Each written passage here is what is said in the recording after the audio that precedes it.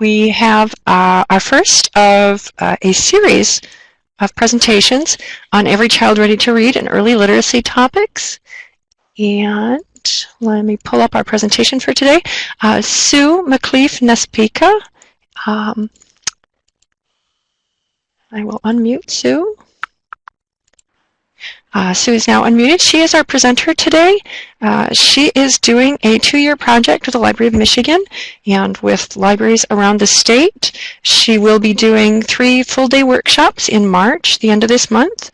She'll also be doing a workshop series next March. She's going to be doing some speaking for us at Rural Libraries Conference in May, so we hope to see you there. And she will continue to do webinars and newsletters through this year and through 2017 as well. If any of you were not aware, you can get materials for Every Child Ready to Read. If you haven't done that already, you can contact me by email to request them. But to let you know a little bit about Sue, she is the head of KidLit Plus Consulting, and her focus there is promoting children's literature, especially from birth through grade 3, with an emphasis on the importance of early literacy. She's from Pennsylvania, but she does workshops throughout the United States. She's been presenting since 1998 and has logged over 500 at this point. So at this point, I'm going to mute myself and let Sue take over. Okay, thank you, Karen, and I am very excited to be working with you all for the next 2 years. So it'll be hopefully a productive time, but also a lot of fun for us to be together, especially at the workshops I'll be presenting. Okay, today this first webinar is just going to be a basic introduction to Every Child Ready to Read. Some of you might already be familiar with it or have heard of it. Some of you might already have started using some of the materials. But we're just going to cover the basics in this workshop today. As Karen mentioned, if you haven't received your kits yet, you might want to do that from the State Library, and I'm assuming some of you already have received your kits. You might not have gone through them yet in detail. I know when you first get that folder and that binder, it can look kind of overwhelming. So I'm going to talk a little bit about what is contained in this project, how it came to be, and briefly cover some of the different workshops and sections that are in the notebook. First of all, this whole project, the Every Child Ready to Read project, actually started in the year 2000.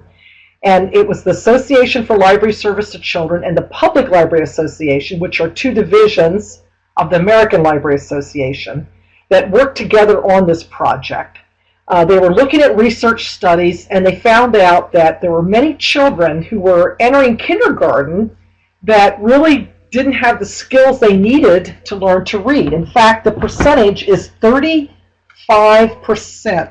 of all children in the United States enter kindergarten without the early literacy skills they need to learn to read.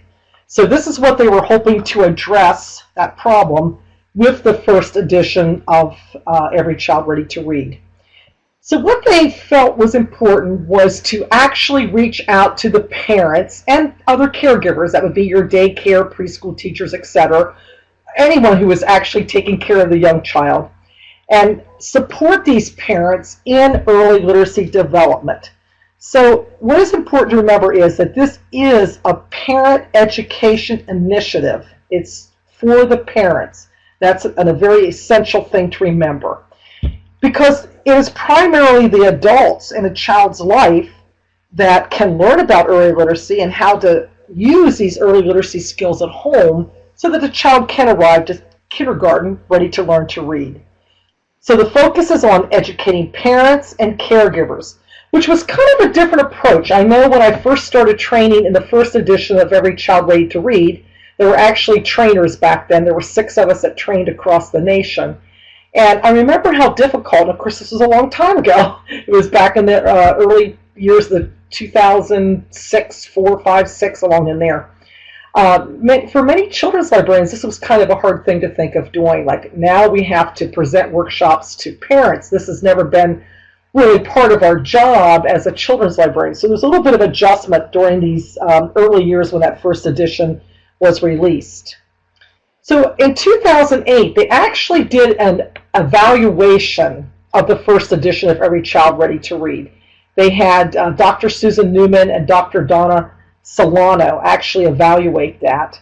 And they felt there was a lot of positive things that were coming out of the first edition, but they also felt there were a lot of things that needed to be changed.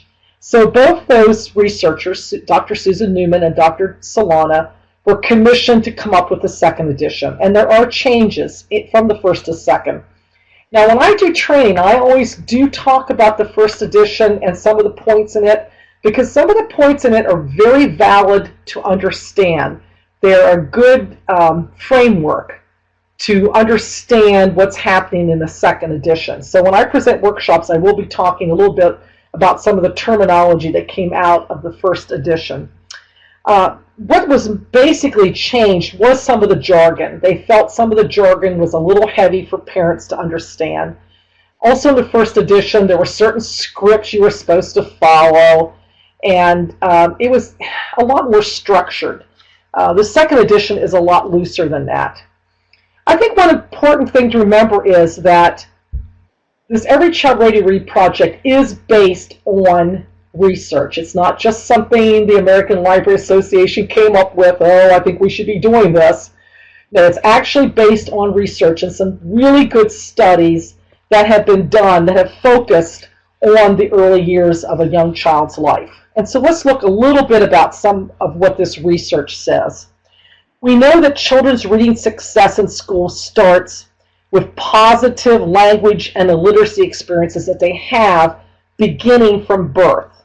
If children develop these pre-reading skills before they start kindergarten, they can focus on learning to read once they begin school. I think one important thing that the studies have shown is that children who start kindergarten ready to learn to read then also have greater success throughout all their school years. They are more likely to read at or above grade level by the end of second grade, and children who read at or above grade level by the end of fourth grade are much more likely to graduate from high school. So that's how important learning to read is, because as we know, it has an effect on everything else they're going to do in school. One of the last points you're seeing there is that learning to read involves two key sets of skills, decoding and comprehension. Now, this is covered well in the manual. I'm not going to cover it on this webinar because it gets a little bit more technical. It is something that I will cover in the workshops, however, and it is something important to know. It's just a little bit more technical than what I want to get with today. So some of the features of this second edition, we have workshops that you can present to parents, to caregivers, that will help children develop these early literacy skills. And it's based on 5 early literacy practices. I'm sure a lot of you have heard of these or know of these already, but the 5 practices are talking, singing, reading, writing, and playing.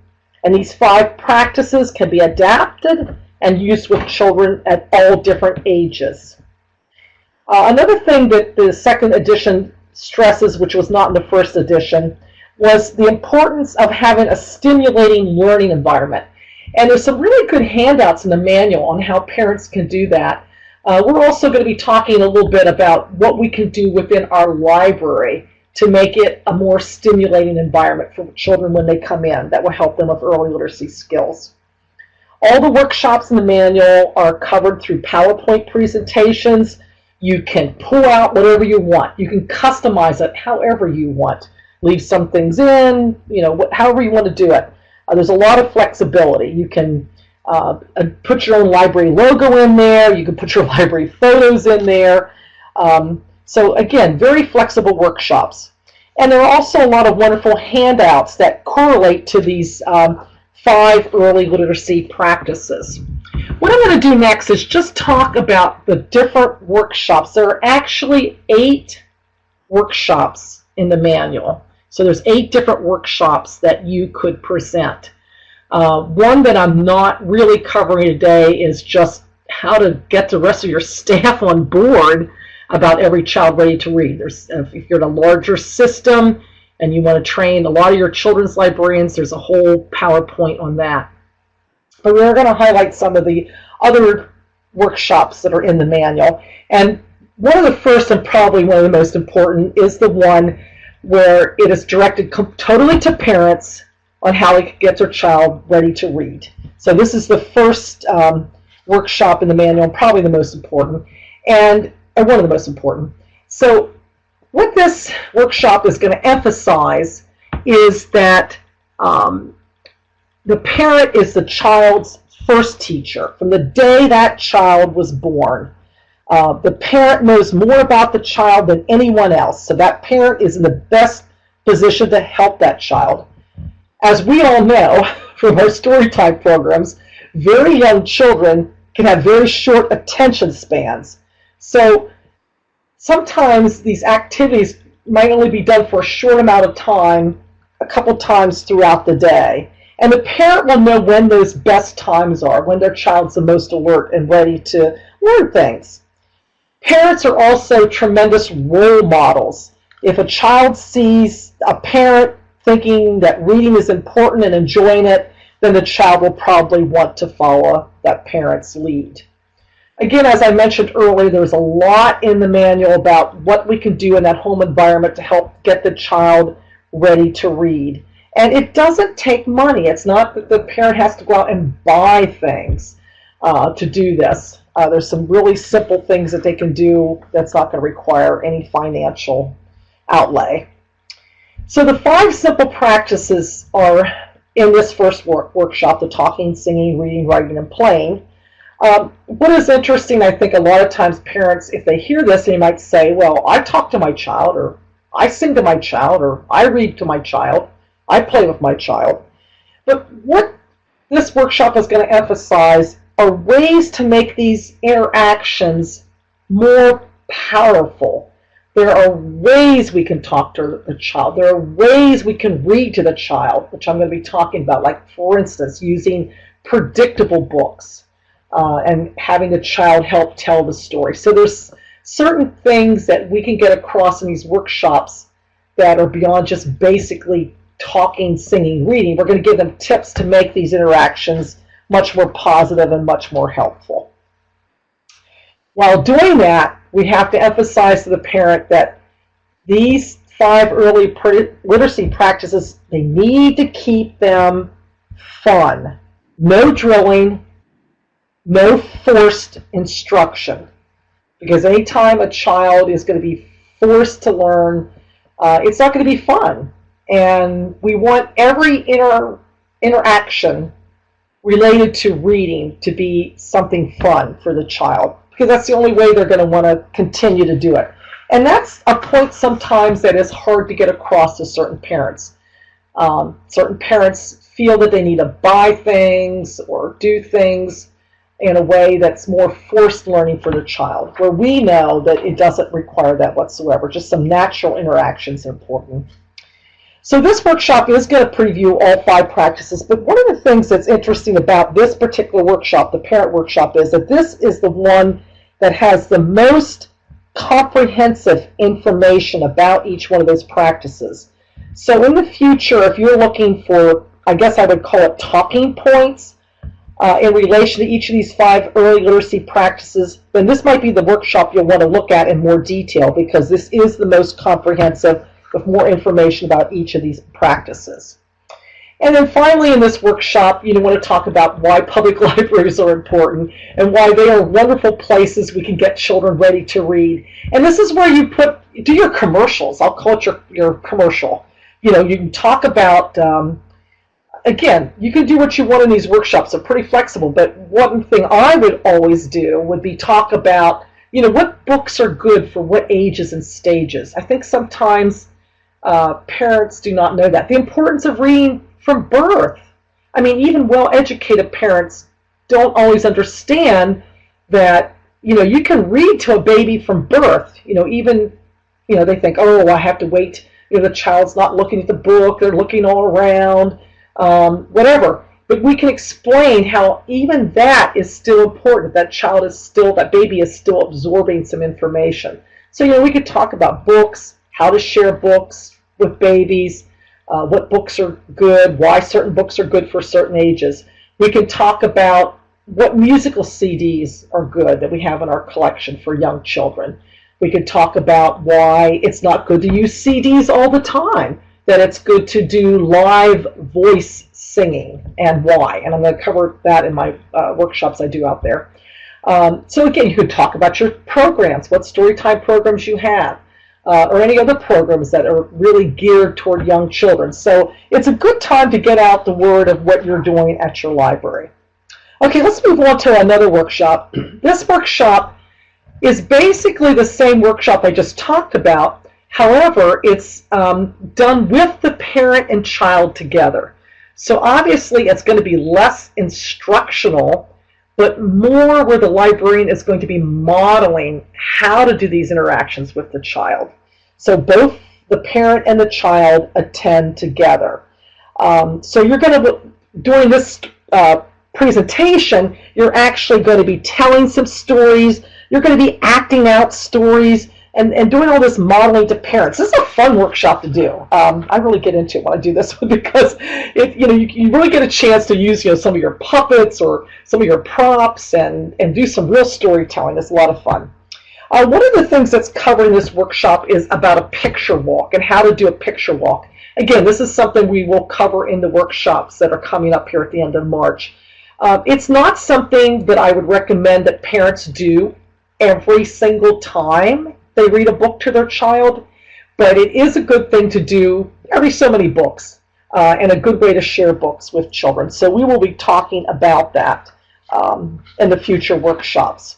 And then, you share a book. Now, the way the workshop is set up, they're actually giving you 2 sample books that you could use. You could use another one if you want. They're mentioning one, The Three Kittens, and The Little Red Hen. I always like doing the Little Red Hen one, and I'll be honest, when I do workshops in March, that's the one I'm going to be using.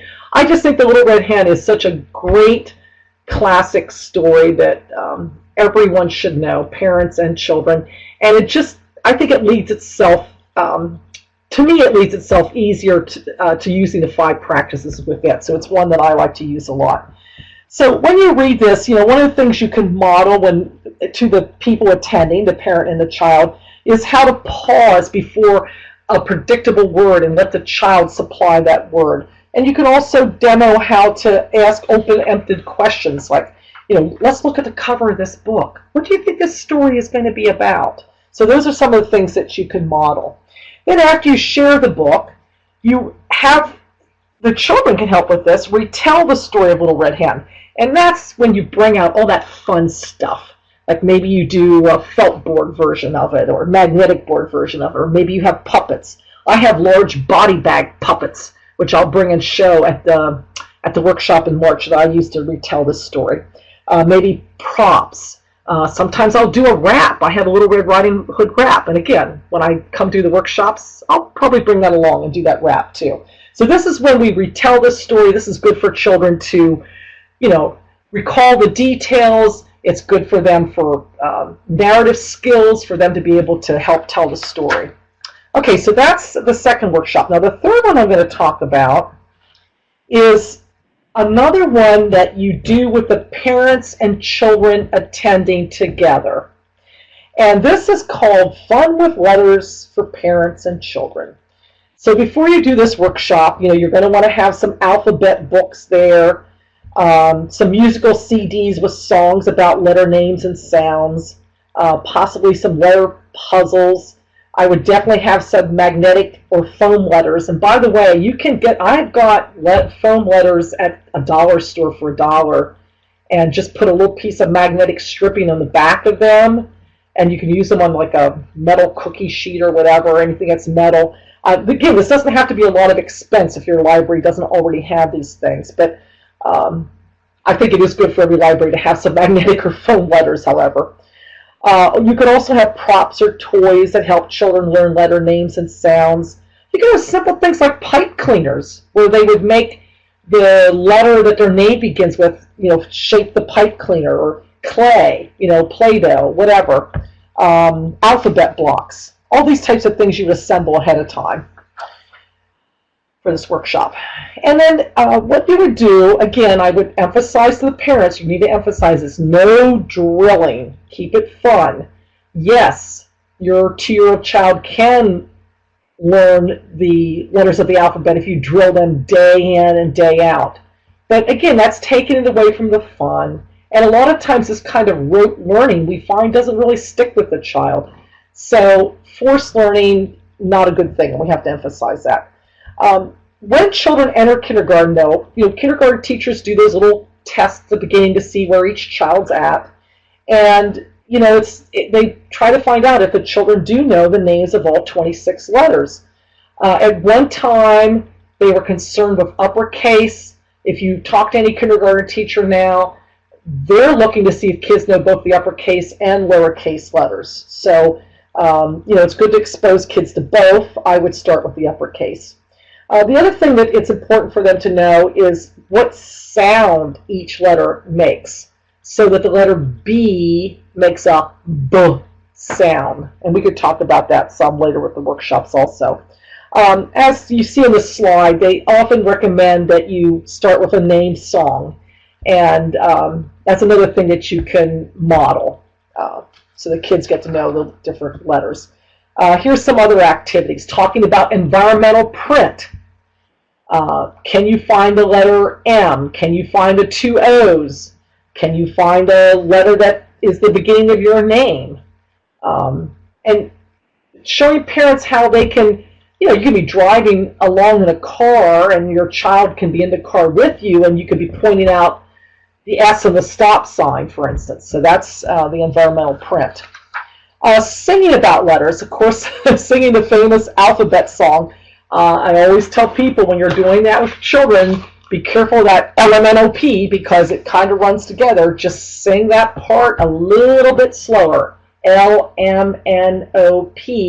so that they can hear each distinct letter.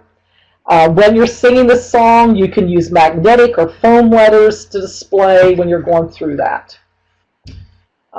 Reading about letters. Again, what we're doing now is we're taking those 5 practices, the talking, singing, reading, playing, etc., and we're taking it in relation to letters. So now reading about letters. Let's share an alphabet book.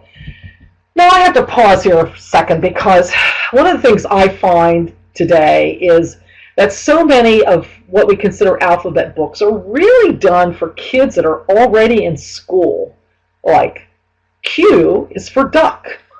This is not the type of book for a child who's just beginning to learn their alphabet letters. And it's really difficult to find these books that will have like the letter A and one object that goes with like apple, something that is easily recognizable. And then the letter B, ball, and C, cup, and D, dog.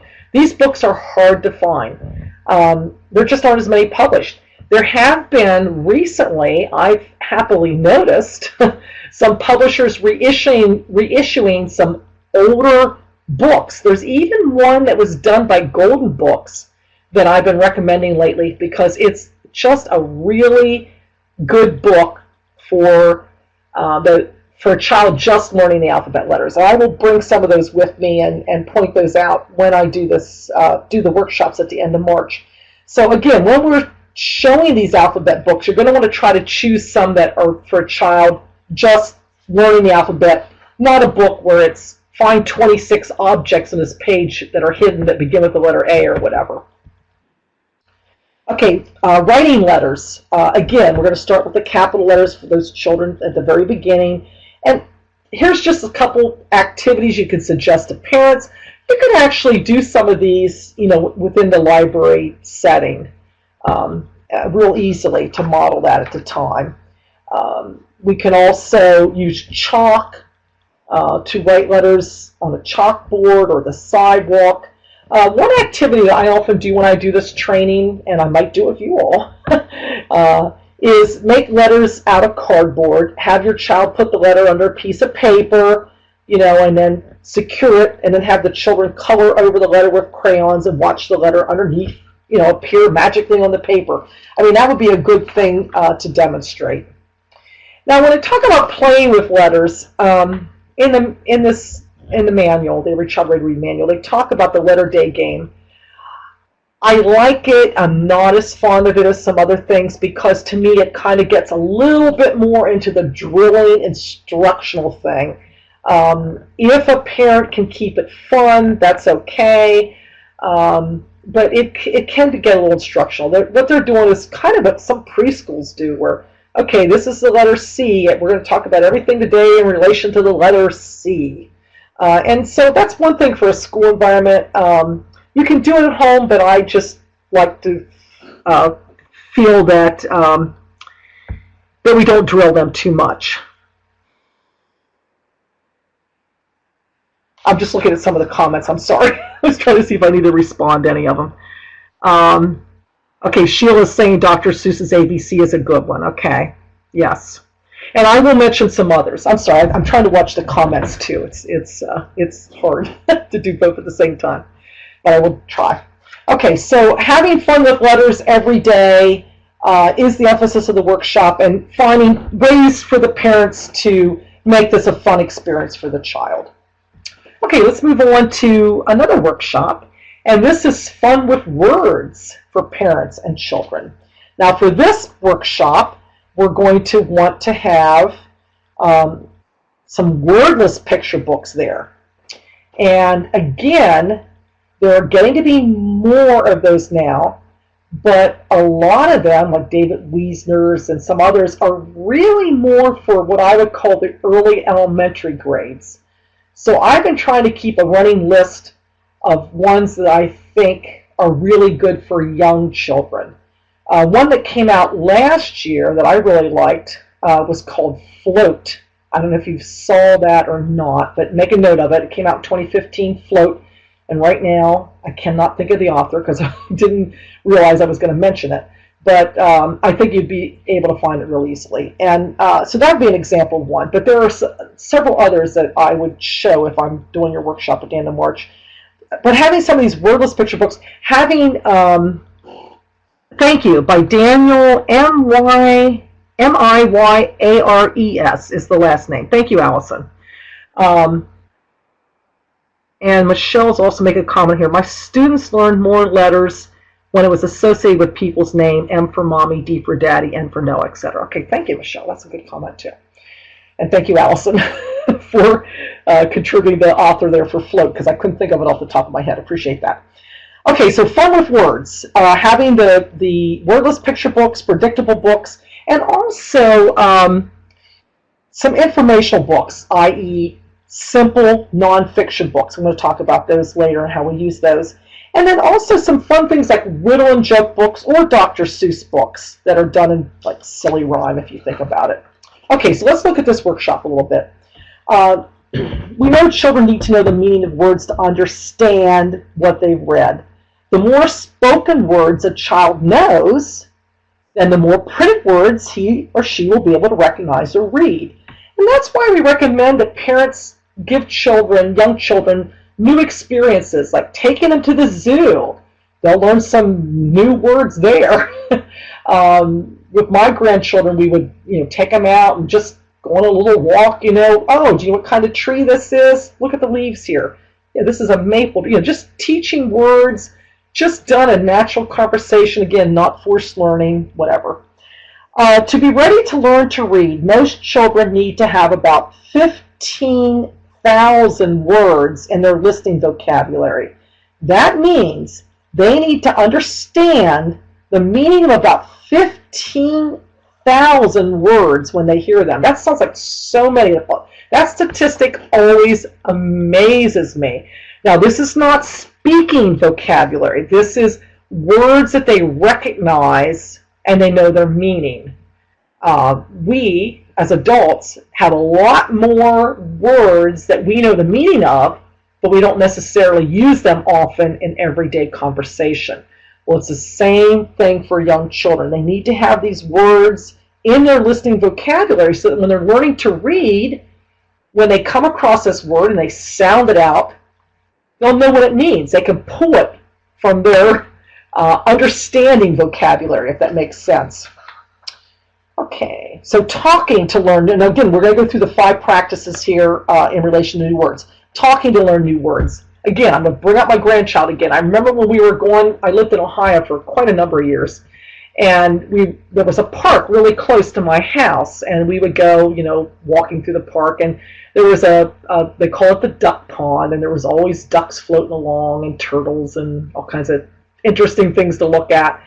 And I would ask my little grandchild, I think he was 2.5 or so at the time, I'd say, do you know what that is? And he'd say, duck.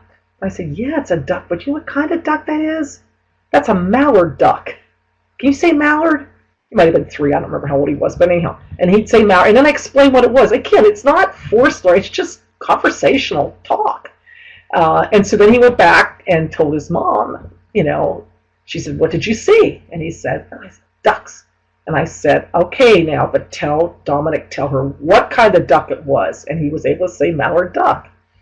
And then the funny ending to that story is about a year later, I had told him something about a mallard duck. I don't know how he remembered it. About a year later, he corrected me and told me I had given him a piece of false information. So I learned something too. See, that's the trouble with kids. Sometimes they're smarter than you are. But it's interesting because I introduced that word. Evidently, his parents read more about mallard ducks, or they talked more about it later, and he just found out that Grandma had said something that she thought was true and wasn't. So he even corrected me on that. That was kind of funny. Okay, talking and telling stories to learn new words. Stories aren't just found in books. Parents could tell stories about their day, their memories growing up, or something that happened in their child's life. So one of the things we do here is we demonstrate how to read a wordless picture book and why that is important. I remember for all the years I worked in libraries, when I'd be sitting at a desk that was real close to the children's desk in this one library I was at, was real close to the where the picture books were. And I can remember parents numerous times, not just once. I remember parents coming in and taking the kids would be picking out books, and the parents would look at it and say, that doesn't have any words in it, leave that here. And I always just kind of cringe because I don't think I had the nerve back then to go up and explain to them why they were important. But that's one thing we have to get across to parents, though, how to use these wordless picture books. They're wonderful things to use with English language learners, or also low literacy parents. Parents that maybe cannot read themselves. How can I read to my child? I don't know how to read myself. Wordless picture books that tell a story through the pictures are excellent for low literacy parents to use. Now, before I go on, I see there's a comment here by Michelle. Studies show lower income equates less language skills. Yes, that's true. That's why this program is so awesome for libraries. We get a chance to impact these families. That's so true, and that's one of the statistics, Michelle, I give when I'm doing the workshops. I get into a few more statistics, and that's one I mentioned. Okay, we talked about talking. Let's move on to singing to learn words. The example they give in the manual is a song called Everything Has a Shape by Hap Palmer, which is fine. Just not one of my favorites. So one of the songs I use, and there's different ones I've used, but one I've used before is one called Toe, Leg, Knee by Jim Gill. Let's see if I can sing it. Don't make fun of me now. I made a list of all the dances in this song. I made a list so that I'd never sing them wrong, 'cause it's hard to remember and easy to forget. A list that is 16 dances long. You do the tall, and then the kids reach up and do tall. You do the small. You do the hop. You do the stop. You do the slow. You do the tiptoe. You do the curl. You do the twirl. And the song goes on. Enough of that. But interesting words in this song are curl and twirl and slump and slide and sway. These are not words that the average adult is probably going to use in everyday language. I don't think I hardly ever use the word slump too often or twirl. And so the child is learning new words, and they're also going to learn what they mean. In this song, they're going to... Oh, I know, Karen. I should have done that better. Trust me, I can usually sing, but I was off tune there, but that's okay. All right, so what they're learning is In this particular song, not only are they learning the word, but because they're acting out the motions, they're going to understand what these different words mean. So, oh yeah, thanks, Jessica. I'm seeing these comments. Okay, so that is, I'll probably bring that song with me, or some song that has some interesting words in it. But that, again, it's a fun thing to do. It's a fun thing the parent can do with the child. It's a fun thing we can do with them in story time programs, but they're learning new words, so that's great. Reading to learn new words. This is where I try to introduce a lot of predictable books. Predictable books help increase children's vocabulary by using repetitive language patterns and phrases that children can join in. I'm going to do a little side note here. I teach graduate students at Kent State University in getting their master's in library science, I should say, at Kent State University in Ohio. And yes, I live in Pennsylvania, but see, to get your graduate library school degree now, you can be anywhere in the U.S. You don't have to set foot in any campus, anywhere. It's all Kent State's program is completely 100% online, okay? Now, when I'm teaching the preschool section, and I feel very strongly about this, by the way, so I'll probably mention this in the workshops, I think everyone in a story time should use at least one book out of the, say, 3 you might share. Some of you might share 4 if you have kids who are really used to sitting and listening. But I think one should always be a predictable book, and even more importantly, one that allows participation. And I'm just going to nominate myself as the queen of taking books that you wouldn't readily see as a participation book and making them a participation book. I'll do a really wonderful one at the workshops here at the end of March. If you read that, no one in the world would ever think of that as a participation story, but I have ways of making them, telling those stories to make them a participation story. I think that is very important because kids, again, are getting to use their narrative skills. So, in this section, again, we're going to be talking about predictable books, for one thing. The other thing we're going to talk about is informational or nonfiction books, also a great way to learn new words. Informational books have more complex vocabulary than other books. Writing to learn new words. One of the things they recommend here is a word jar, so that kids write new words in slips of paper and collect them in a jar. That the parent, helps write captions for pictures or drawings. The child can dictate it, what the caption to say. Again, there's a couple different activities they give there for possibilities. And then playing to learn new words. Now, this is when we can bring out, I'm breaking up a bit now and then. Okay, I don't know if it's because I'm moving. I'll try to stay still. I hate to admit this, but when I'm talking, I kind of talk with my hands, and I think I'm doing that here, so I'll try to stay more still, because that might be why I'm breaking up. Let's hope that's all it is. I'll try to not move around so much. Okay, playing to learn new words. This is where you can share, like, your Dr. Seuss books. You could share joke books and riddle books, books that play with language. And there have been some really great picture books that play with language and have been released recently. Okay, Sharon, I think it was my moving around. I'm getting too much into my speech. I'll try to stay in one place. Okay, playing to learn new words. Now, here's an example of an I Spy game. I'm sure a lot of you have done this before. I spy with my little eye something that starts with the letter P. Can you tell me what it might be? Or I spy with my little eye something that rhymes with 8. Again, this is a fun game that you can play with kids. All right, moving on to another workshop. This is fun with science and math for parents and children. This is another workshop where the parent and the child attend together. And for this workshop, you're going to want to have some of those great informational books that are related to science and math. And then you're going to have some simple science activities and some simple math activities.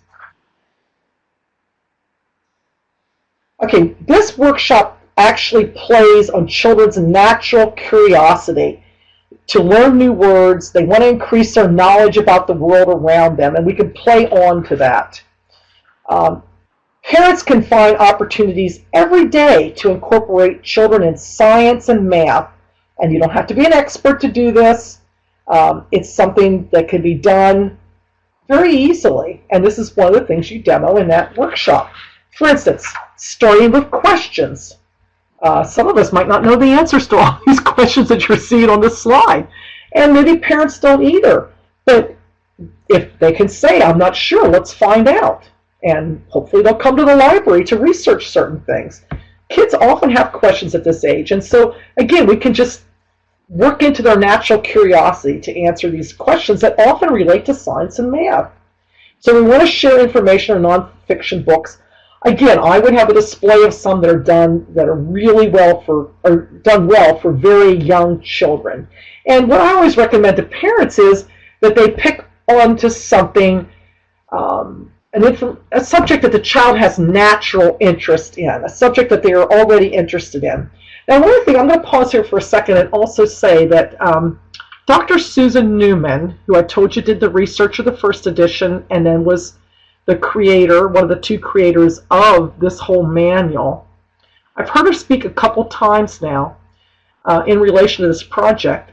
And one of the things she's recommending that we do is we incorporate some of this simple nonfiction into our storytime programs. You know, have a simple nonfiction book every now and then. It doesn't have to be every story time, but every now and then to incorporate more simple nonfiction books.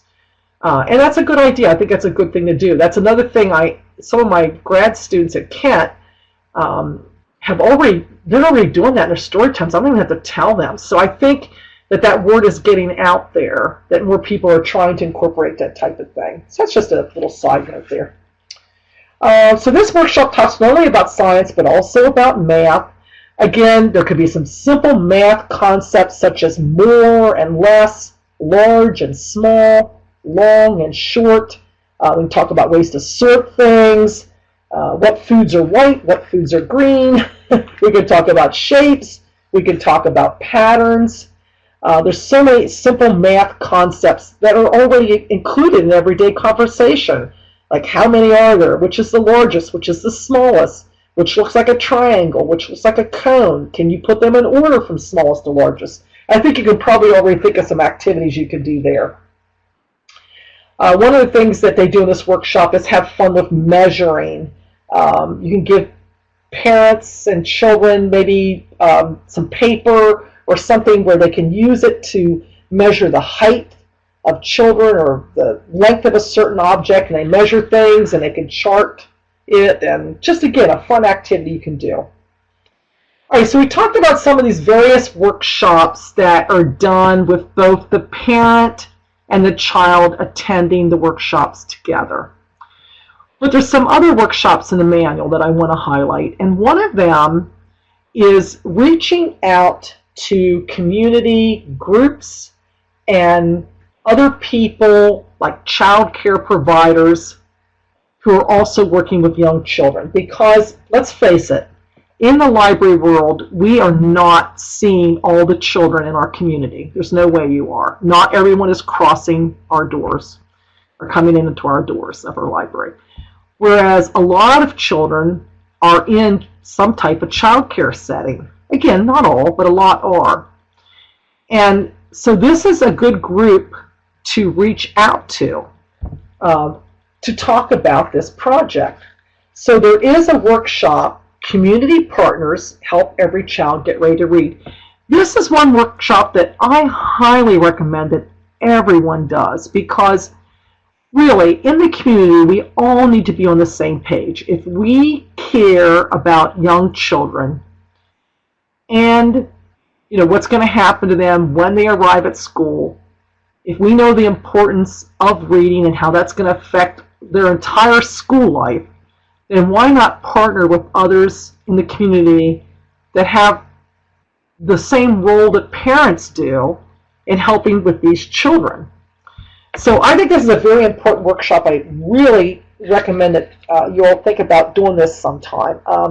When I was working in libraries, I had workshops often for preschool and daycare and just anyone who worked with young children. And they were some of my most fun things to do.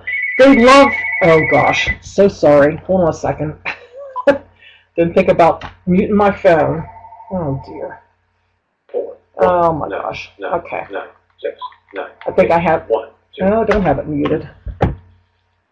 I'm so sorry. This has never happened in a workshop that I had before. Hello? Hi, this is Hello. Backup of Kidlit Plus Consulting. Okay, I'm really sorry. I can't figure out how to. This is embarrassing. Delete it. Okay, got it deleted. Thank you. So sorry. I'll try. Oh my gosh.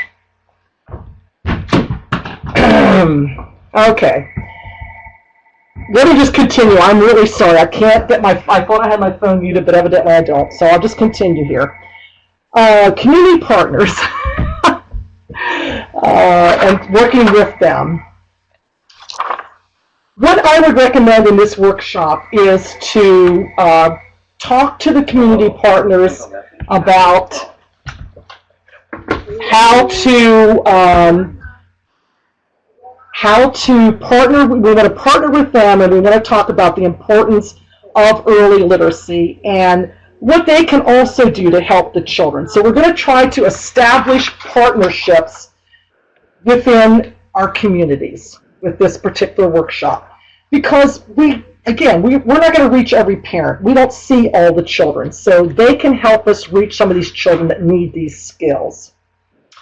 Okay, the last workshop I'm going to talk about is early literacy and learning spaces. Now, this particular workshop is very informative on how to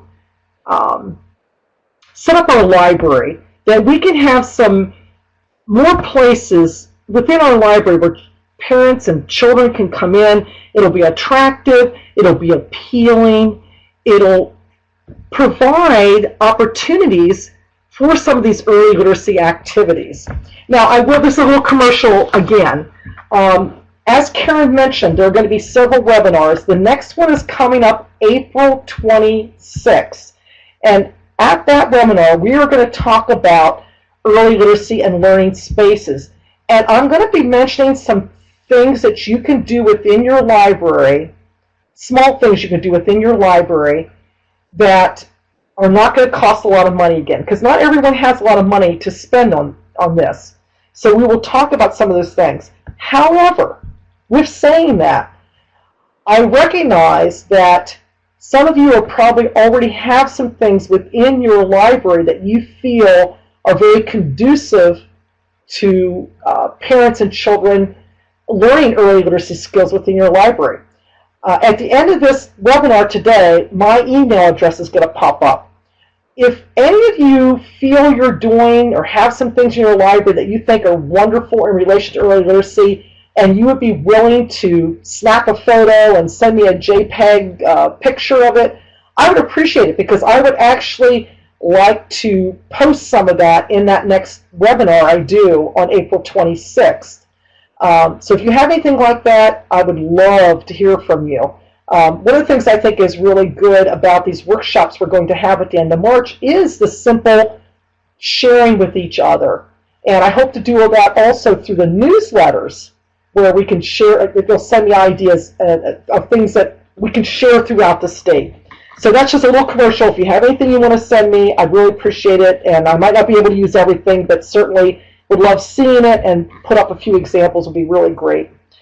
Okay, so this workshop, we're going to talk about how the physical space and environment actually affects children's early literacy and learning experiences. And what they're doing here, I don't know if you can see the pictures that well, but they're talking about, different ways, like which space is more inviting, which do you think would encourage parents more, etc. So we could talk about some of these things. No matter what size your library is or what your resources have, we can create some of this stuff. Like I said, it does not need to require a lot of money, and we'll talk about that at the next workshop. How to create spaces that are going to help with all 5 of the early literacy practices. I think you can probably already think of some things you could do for writing that would be very simple, but we'll talk about them in the next webinar.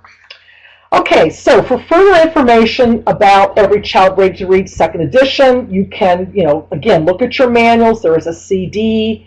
There is an online presence. I don't know if any of you are going to the Public Library Association conference, but There is going to be some workshops in that in relation to some of the research that Dr. Newman's doing now. Now, see, Dr. Newman is doing some more research now in relation to what's happening with the second edition. So the most recent information is going to be out there about that coming up at the Public Library Association conference.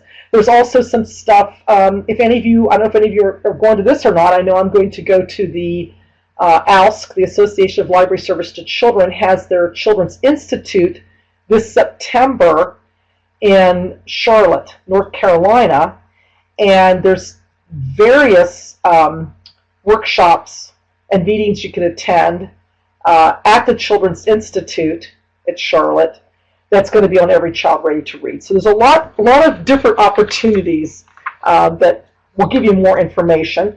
But what I want to do now is just briefly talk about what's coming up here in Michigan. Now, I keep referring to these workshops. If you are not signed up and you want more information,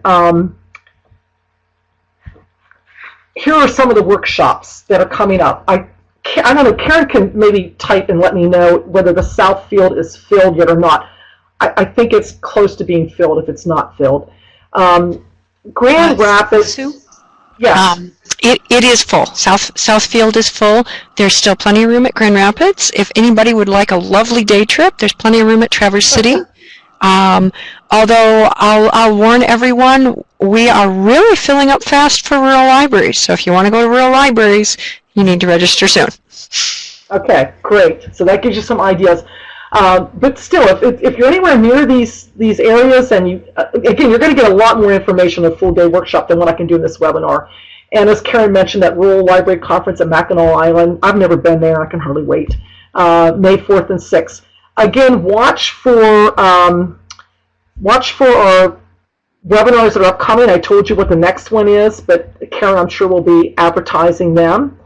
And then the newsletters are going to come out monthly, and I'm going to feature like a certain topic, every month.